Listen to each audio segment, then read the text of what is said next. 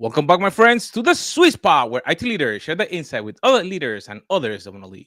It's Carlos Vargas, and as in every week, I have my two co-hosts, Howard Holton and Paul Lewis. Every week might be an overstatement, but That's true. this week, Well- certainly right.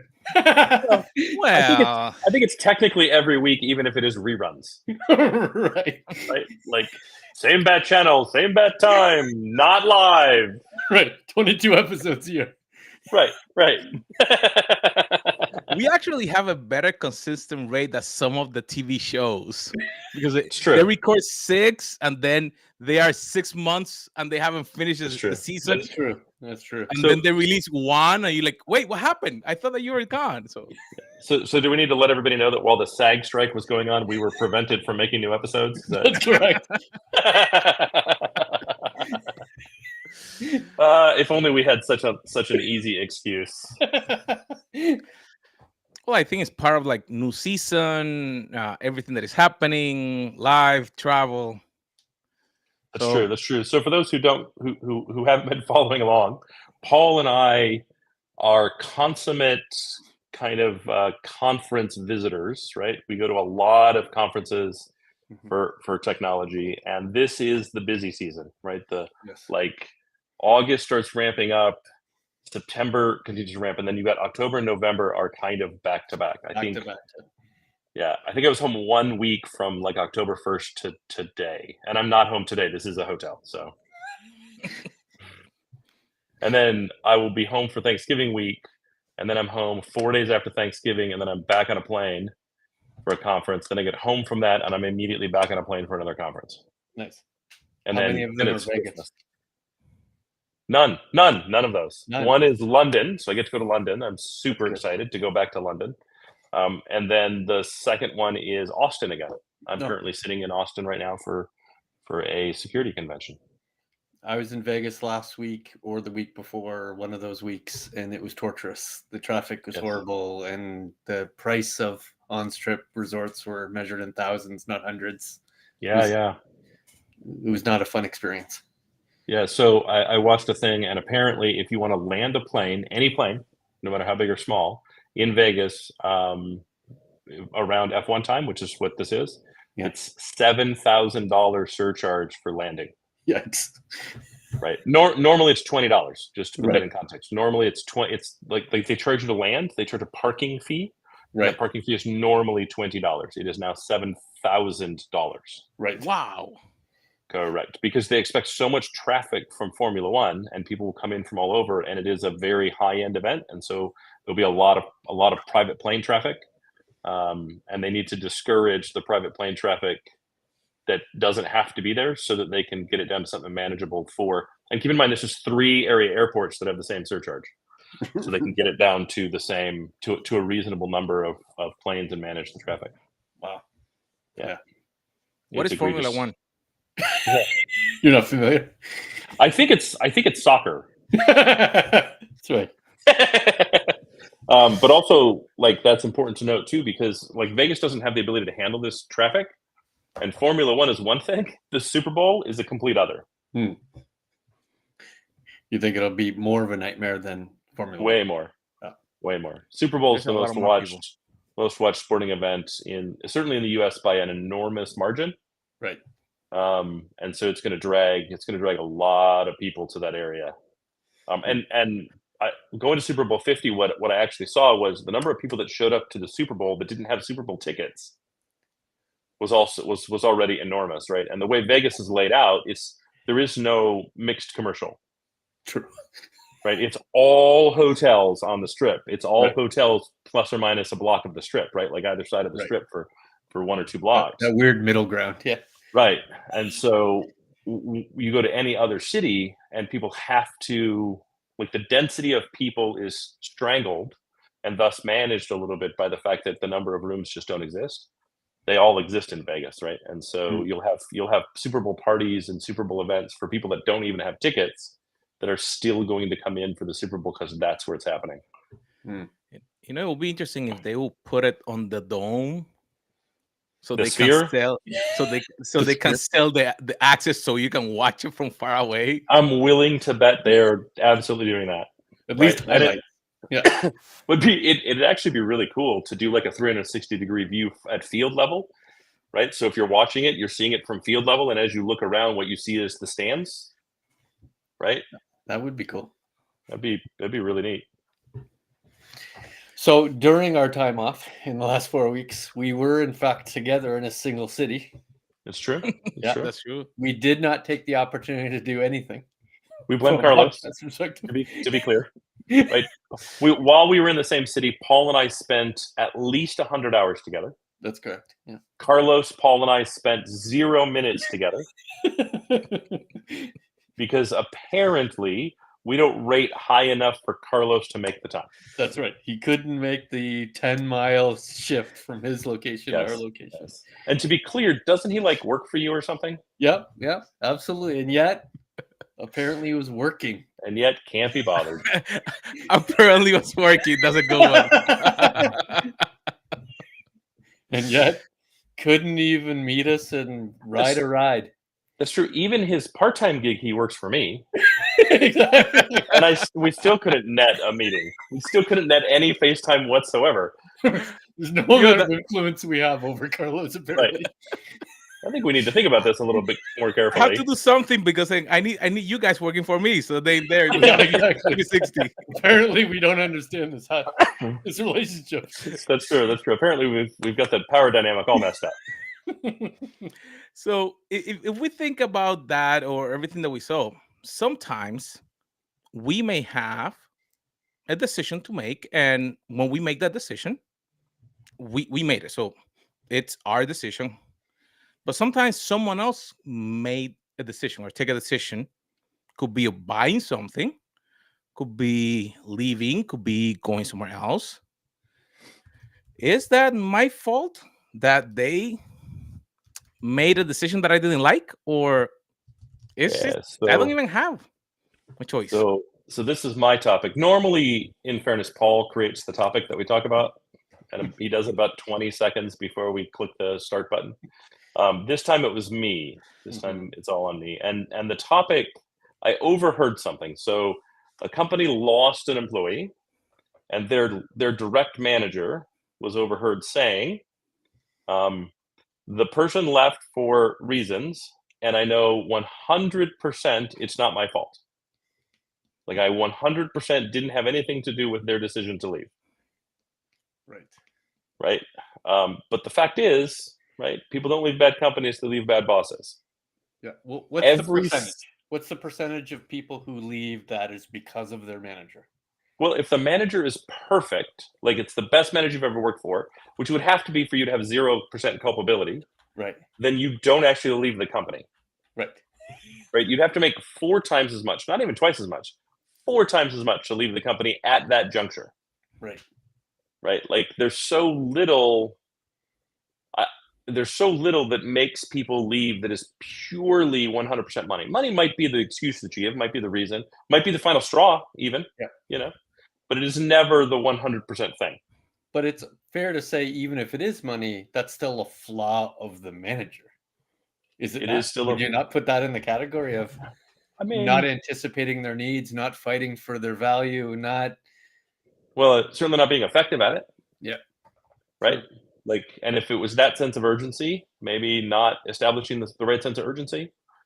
Right. Like I would say that there are absolutely there's a million little things, right? And even if you had no control, even if you fought as much as you could, did the employee not know that you fought as much as you could? Like it still shouldn't have been a surprise. It still should have been a, hey, this is well telegraphed, and like he and I talked about it, or they and I talked about it, and while it happened today, we've known about it for 4 months because we've both been fighting together side by side to make this happen, and it couldn't happen, and the clock ran out. So is it under over 50% of the reason managers the reason why somebody's leaving? And it could be the intrinsic or extrinsic reason. Based on Google, says that it's 75%. 75%. Yeah, I was going to say it's over 50%. Yeah. So 75% of the time, people are leaving because of the manager, either their manager's ineffectiveness or their manager's behavior, attitude, all those other any number of things, problematic personality traits. Yeah. And I would say even in the 25% where they're not leaving because of the manager, they're still leaving because of the manager. Right. Right? Like again, it may not be the direct reason, but to say you have zero culpability, Right. no one has ever left an organization that has worked for me where I can say I had 0% culpability. And I had one guy get recruited by a family member to do a role I couldn't open for him with an equity position, and yet still I had some culpability in the fact that he took the call. Right. Right? It was absolutely fantastic for his job. It was fantastic for his career. It was all these things. But that doesn't mean that I get off completely scot-free because I didn't create that for him where he was at. So that's my fault. I have some culpability in that. I'm intrigued by the premise. Why would this person have believed it's 100% not their fault? Like, what were the reasons that they would have projected to say, here's why I wouldn't have been involved in the decision? Did you surmise that? No. No. Okay. No, did they say things like it was 100% money, or it was a? No, they said it was 100% money. Okay. I took it to leadership. Leadership didn't make any moves, and so they left. Got it. Okay. Interesting. A lot of times, like you said, you don't move because of money. Correct. Actually, there's a lot of positives when you are established. I will say that a lot of times people move because there's not a clear vision on where they can use their skills and how they can progress, or let's say, where do I want to be in the next 2 or 3 years? Jobs are very sticky, right? For the most part, it would have to be a relatively substantial financial change for you to leave, right? The reality is, I work for a job. I'm comfortable at what I'm doing. I'm good at what I'm doing. I'm effective. I can see the future. 3% change, 5% change, maybe even 10% change feels more risky than not. So why would I change? 25%, 30%. Well, that's something to think about, right? And what percentage of the time would you move to another role with that kind of jump? I don't know. I don't know what the stats are. We're all different, right? We're all completely different people. However, I'm not moving unless it's 4x, assuming it's 100% money. Right. Right. If it's 100% money, correct, then it's 4x. I wouldn't move unless it was 4x, right? Because the grass isn't greener on the other side. Right. And money is simply one aspect. It's simply one dynamic of an organization and how an organization works. And if someone's going to pay me 2x, they're going to ask more. If they're going to pay 4x, they're going to ask more, right? And so I need to think about, like, what's the culture, what's the environment, what's the reporting structure, right? What's going to be asked of me at this new organization that is a complete unknown, right? Because up to this point, it's just a Tinder profile, right? I don't work there, so it's just a Tinder profile, right? So it's got to be 4x. Right? Is that also a devil you know kind of thing? You might not be 100% satisfied here, but I'm satisfied enough. No, it's correct. It absolutely is, and currently I'm satisfied enough that it's a 4x.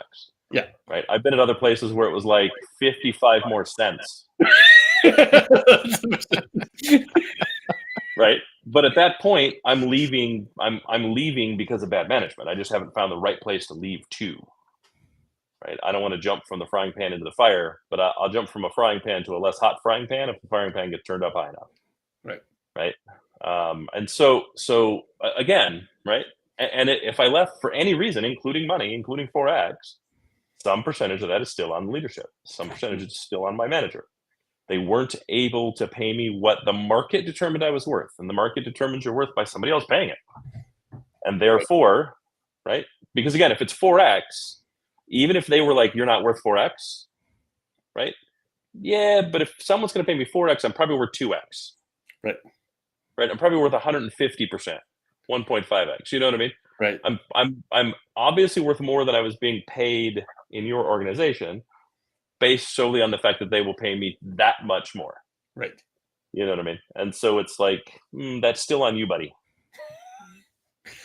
So how many times in your career, both of you, have you left based on the manager? Either their behavior or their ineffectiveness? Maybe not number is valuable, but has it occurred?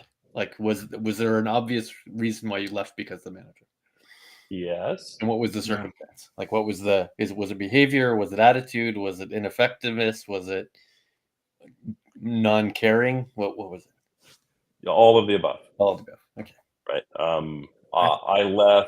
I've left an organization because my direct manager was okay, but the person above them didn't see lasting value, and so I got tired of managing people that made twice what I made and having to work. Like, I've told this story before. I worked 150 days, 51 days straight at an organization. Mm-hmm. Every day, Monday through Friday. I would start at 4:30 in the morning, and I would log out at 8:30 p.m. Right, and that gave me a take home that was within 20% of the people who worked for me.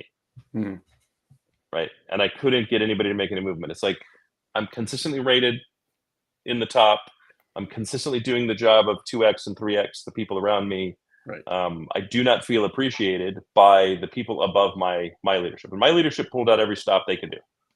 Right, they really used all the tools at their disposal, which is how I got overtime, which is how I got many other things to try to retain me. So I was like, yeah, it's a leadership problem. I got to go.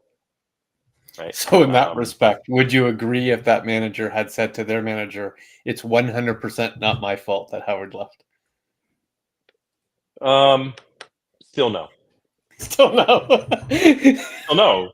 Your job as a leader is to represent your people to leadership and ensure that never happens. Right. Ensure that situation is never created. And if it is, to then turn around and help your people get the fuck out of the organization. Right. Right. Like he should have been like, hey, the thing you want is never going to happen. I will continue to do anything I can for you here, but let's also talk about what I can do for you not here anymore. Right. Like, that's interesting. So it's almost like saying what's not correct is that it's 100% not my fault that's leaving. But it's perfectly reasonable to say, you know what? It's 100% true that I helped them leave. Correct. That's acceptable to say versus 100% not my fault. Correct. Yeah. Is that politically correct from a sense that you're saying that you're going to help them? I understand what you're saying.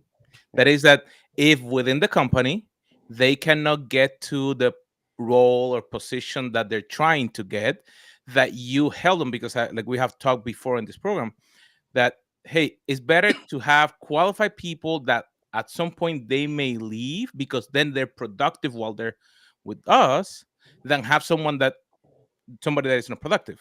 So is it okay that then internally you discuss that? It absolutely is. It's totally fine politically to help them leave. More so, there are some really good tech companies that if you're not happy, will pay you to leave. If you want to do something else, they'll pay you to leave.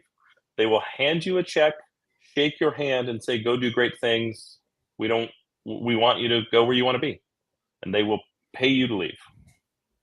Right? I could see why you're asking the question, right? It feels politically strife, right? That yeah, you wouldn't necessarily want to admit that as a leader, but I readily admit that as a leader internally, that if we have a conversation and we determine that you've hit your ceiling and your career would be best bet externally achieving an external role, I will 100% help you achieve that goal. And I will let the rest of the organization that I'm doing this with them.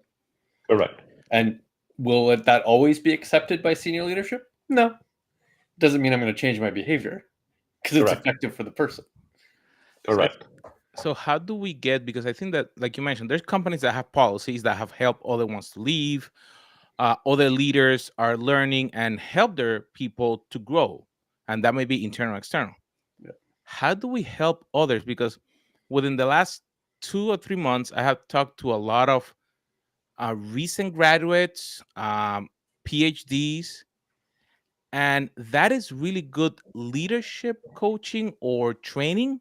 But when I ask them, have you got any classes or anything, and we don't have any clue about how to lead people.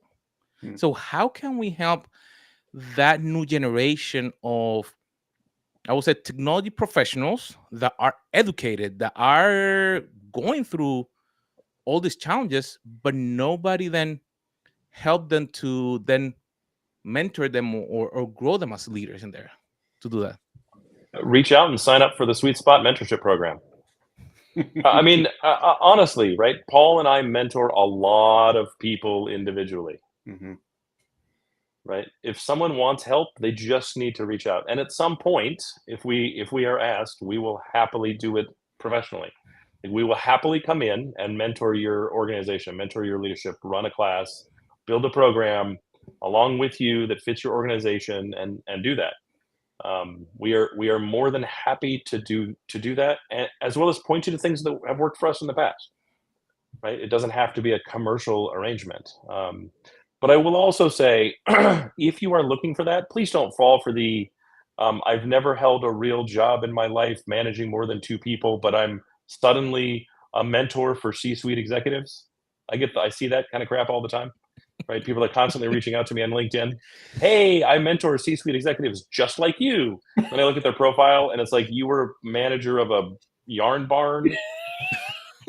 Like, Right. you're 22, you recently graduated college and live in a van. While that doesn't mean there's nothing you can teach me, you are not a C-suite executive mentor to anyone that actually earned a title in the C-suite. I don't need a lifestyle mentor. I require a career mentor. Right. It's very much like those guys that claim I was $1 million a year salesperson, and then you look into it and it's like, you worked for an organization that booked $1 million in sales. You got a commission that at the top is $100,000 that you pay tax on. You know what I mean? You are not the expert that you claim to be. Plus, if you're able to make $1 million in commissions every year, you don't have time to write a book. Nor would it make any sense for you to write a book that's going to get you $2,500 a year, or classes that are going to net you $100K a year. You're busy carrying a bag and turning $1 million into 5. Yeah, and I don't know if I want to be a 10,000-aire. Right. I might have aspirations that are higher. Right. That's like going at 10,000 here. Right. But I agree with Howard. It's a multi-hundred-aire, sir. It's a multi-hundred-aire. The general response here is mentorship, right? The only way, I use the word only loosely. The way that we would absolutely recommend is that you're finding people to which you want to mirror your leadership style on, because it is fair to say that there are multiple leadership styles. It's also fair to say, even though Howard and mine are relatively close, doesn't mean we're right. It just means we have been effective in our 30-year-ish careers each. And you could probably just be just as effective as us. Doesn't necessarily mean it's the only way to do it, but we're happy to share what we know. Right. Correct. And I can't share what I don't know, and I can't, and I'm reticent to share what has never worked for me. Right. And that's the other thing that I advise people to pay attention to. Right.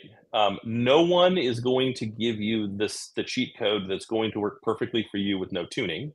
At the same time, if you are going to have people that are going to help you, make sure they've done some of this stuff before. Make sure they've been in the position before. Right. I always chuckle when people are giving interview advice, and it's like, how many people have you interviewed? Oh no, I've just had 7 jobs. Well, that's not. Like, talk to someone who's interviewed 1,000 people. Right. Talk to someone who's looked at 10 to 40,000 resumes in their career. Talk to someone that's hired hundreds of people and fired hundreds of people. Yes. Right? Like talk to someone that's gone through the churn, that can talk about, hey, these are the things that I saw in the interview that I now look for, because when I saw them and thought they were good, they really weren't. They masqueraded and were bad, and I had to let the person go. Right? These are the mistakes I've made. In addition to, hey, this is what works and this is what I recommend. Right? Talk to people that look at interview as a sport, not something you do to get a job. Right. And I say that very specifically, right? I look at interviewing as a sport. Every now and again, I interview just to keep the skill sharp. I don't interview people. I go on interviews Right. just to keep the skills sharp. Right. It would be cruel to interview people and not have a role open. It would be cruel. Just to keep Well, your interviewing skills sharp. yeah. After I finish, we don't have a role, so thank you for Right. applying. There's not actually anything open. I don't own a Subway. I did Great stay at a Holiday conversation. Inn Express. You know what I mean? Like, Yeah, I absolutely also do the same thing, mostly because, there's real-time current state testing, and by that I mean knowledge testing, that I want to make sure I have the answers for, right? And I'm not saying double click on technology, but if they want to know the best application use cases for Gen AI, I want to be able to know that I have the answer, right? Sure. And I won't be surprised in the future when they actually ask me in a real but we do that. Yeah. We do that because it's a skill, Yeah. and we like to maintain our skills. We like to keep our skills relevant. We like to continue to be relevant, and we work very hard to do so. Mhm. Right. So if you're going to get advice from people, talk to people that not only have done it but are introspective about it. Mm. Right. Talk to people that break down what they do and why they do it, and can tell you why they do it. Right. There's And a you use a reason skill that set Paul- beyond. Like, I use my interviewing skill set when I'm moderating a panel on stage. Yep. It's the same process, right? I'm trying to get you to walk me through a thought process. So I'm going to ask you a bunch of questions that I think is the right flow for that. Right? Same thing on an interview. I'm trying to get you to getting myself to appreciate whether you would solve the problem the way I think it should be solved, or if it's unique and interesting, that I want to know that too. I use it when salespeople try to, are trying to sell me. Like, I'm in the room and they're giving a demo. Okay, cool. It's an interview, right? And the more effective I am at that, the faster I can get through the layers of kind of BS that we're all kind of stuck with, and say, hey, how does this apply to my situation, my use case, right? What happens? And the response I tend to get is, I really liked doing that with Howard, because one, I walked away with a bunch of feedback, and two, he was really transparent and didn't beat around the bush.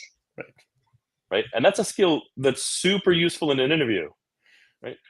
I really liked the interview. I'd love to come work for you because it seems like you're really transparent and don't beat around the bush. Right. And I've had interviews that lasted 15 minutes. Hey, look, I'm going to cut this short because there is some broken piece of communication. You're not right for this role. You're not right for this organization. We're not going to waste each other's time. This is the advice I would give you to make sure that you hit the target a little better next time. And I'm going to go talk to my recruiting team and make sure you don't get that this doesn't happen again, because we just wasted each other's time, and that's bad for both of us. Right. And And that is people are way generally better. happy with that answer, right? Correct. They don't want their time wasted by 5 interviews knowing it's not going to go anywhere. When they don't want you to ghost them either. Right. Right. Okay, cool. I'll keep you on the hook for an hour. I'll waste an hour of both of our time, at the end of which you may leave with the impression that went really well, and then you wonder why you got ghosted. Right. That's not fair. That's not reasonable. Right? No, what's fair and reasonable is to stop it at the point that you know it's not going to work. It's to stop it, put the brakes on, and go, hey, just for the record, like, I'm going to stop this now, and we're going to cease the process, and this is why. Right. Right? This is why. Right? Give them the feedback. Mm-hmm. And have you done the same as the interviewee? I absolutely have. I very clearly remember sitting in an office in, I want to say, like, Rancho Cucamonga. So At a bar. I don't know where that is. It's in California, Rancho Cucamonga, California. I thought that was a fake movie. And I'm sitting in like a 4 or 5 story building on the first floor in a little conference room, and they're doing the interview. And finally I just went, hey guys, like, I'm gonna stop. While I appreciate what you're doing, and I don't have any dislike for you, we're not swinging at the same level. Right? Like for me to come work for you would be a step backwards in what I do, and you service a different client base than my skills are set to service. And so we're not actually going to align here. Right. Right. I'm not likely to continue to grow based on how you sell, where you sell, and what you do. And that's not to take anything away from you. Just we're going to spend a lot of time churning, and there's no value to that. So I'm just going to go. Did they agree? And I've even had one. Or were they surprised? They were a little surprised, but they agreed with me. Like, we kind of stood up and they were like, yeah, you were a bit more of a get. We kind of were stretching, and we even talked about how you might enable us to sell stuff we don't currently sell, but we really can't do that today. So Right. we were hopeful, but yeah, we get it. They weren't really thrilled. At the same time, they understood, and they were nowhere near like when this was back in the days when everybody didn't tell you what they paid, Right. and they were really short on like the pay rate. I'm like, Right. and then I had another one where it actually would have worked out fine, but the maturity of the organization was like one guy. He was like, Right. I'm thinking about starting this, and he was kind of a friend of mine. We'd worked together. I liked the guy. I had a lot of respect for him. And I'm like, what I have right now is stable, and I have a young child. I'm not gonna I don't have the risk profile to go to a $0 paycheck while we build something. Right. You know what I mean? So I'm just gonna I'll give you some feedback on it, but I'm not gonna join you. Yeah, I'm not shy on comp up front now, right? To say, listen, here is the minimum target we're talking about, and if we can meet First that conversation. Yeah. First conversation. Yeah. Right. And I don't even say. I say, what is the pay band? What is the range? What is the base plus TC? What do we get to here? And how much of that is base? Like I'm not telling you what I need, but I will say I will absolutely blast the hell out of you if you come to me with something stupid, like happened today on LinkedIn. Insultingly low. Right? Yeah. Where yet another recruiter reached out and said, "Hey, would you like this contract position? It's a VMware administrator at $60 an hour." Yeah, they don't read. They don't read your profile. No, it's a keyword search, right? And so VMware is in one of your keywords, so it shows up, so they just blast you. And I replied back and I said, not only am I not interested, right? I'm currently a CTO. It's just not like that doesn't come anywhere close. But your pay is way low for a VMware administrator right now, Right. and you've also told me that your tools and network are so bad. I'm making note of you as a company, and we'll never use your company because I can't trust that. How do I trust that you have a bench that can actually do what I need? You've just blasted everyone that has VMware in their profile. Like that's not a bench. That doesn't tell me I'm going to get anybody qualified whatsoever. That's everyone that sniffed VMware at some point during their career, all the way to people that have in-depth knowledge. And I know for a fact, no one with in-depth knowledge is going to take that kind of pay cut. Right. They're just not going to. Certainly not at contract. Like contract rates should be 30% higher than base rates because I'm going to get nothing for it. Yeah. And it's going to end at some point, right? Like, no, you're banned. You've shown me cards you should not have shown me. Right. Right. And it's like, no, it's also incumbent upon us to think about that as leaders and go, look, like at some point I'm going to need to use services like this. And if they're going to show how poor their tools are or their people, doesn't matter which way, right? Then no, I'm not only am I not going to engage you, but thank you for helping me dodge a bullet. Right? Nice. Well, Carlos, good chat. Well, 100% is not my fault, but it is. I think that it's interesting to meditate and reflect a little bit in what are we doing with our people. And to the audience, take the moment, if you're on the leadership role, what are you doing with your people to help them succeed, like we discussed? But also, if you're on the other side, if you're the one that is having the challenge, are you having a challenge because you're not getting proposed something to move forward? Have the conversation, like you said. I know that when you go and you have the conversation, you may get one or two answers, like we're discussing here. But if you don't have the conversation, you can never know, hey, I'm going to leave because was a problem with someone, or was it I'm actually moving towards somewhere so I can grow and develop to that next level that I'm trying to go. So my friends, has been awesome to see you again. Make sure that you share, you subscribe, and we'll see you on our next episode.